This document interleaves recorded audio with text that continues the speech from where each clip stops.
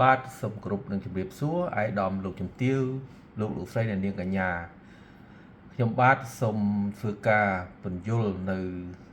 ការចែករកនៅដួងកៅសេះដើម្បីធ្វើការទូទាយនៅមុខរបរអាជីពនិងចាប់យកនៅអាជីពរៀនសូត្រដើម្បីឲ្យបានជោគជ័យនៅក្នុងឆាកជីវិតបាទដែលមានចងក្រងនៅក្នុង app MySB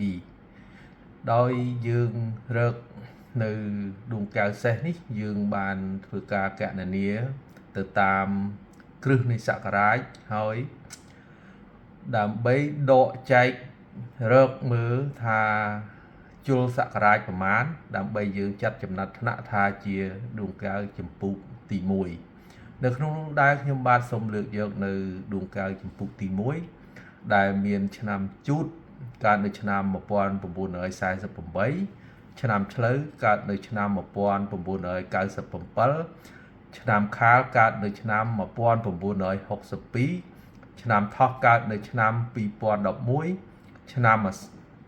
រោងកើតនៅឆ្នាំ1976ឆ្នាំម្សាញ់កើតនៅឆ្នាំ2025ឆ្នាំមមីកើតនៅឆ្នាំ1990ឆ្នាំមមែកើតនៅឆ្នាំ1955ឆ្នាំវើកើតនៅឆ្នាំ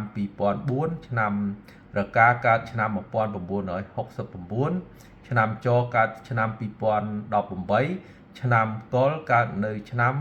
1983ចឹងដែរឆ្នាំដែលបានរៀបរាប់នេះគឺចាត់ទុកថាជាដួងកៅប្រភេទទី1ក្នុងនោះដួងកៅប្រភេទទី1បើយើងគិតទៅ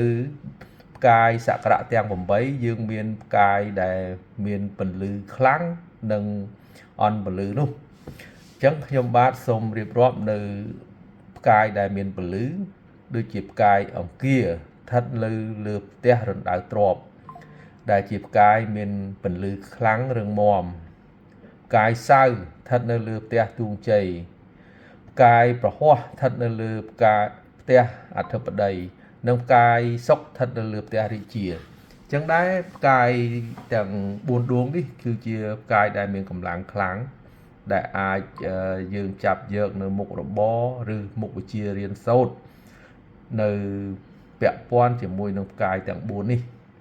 ដែលធ្វើឲ្យយើងបានទទួលជោគជ័យនិងឆាប់មានទ្រព្យខ្លាចជាអ្នកមានចំពោះការសិក្សាគឺចឹងដែរបើយើងចាប់យកនៅ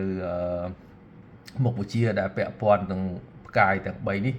នឹងទទួលបានជោគជ័យហើយខ្ញុំបានសរសេរលម្អិតនៅក្នុងឯកសារជា PDF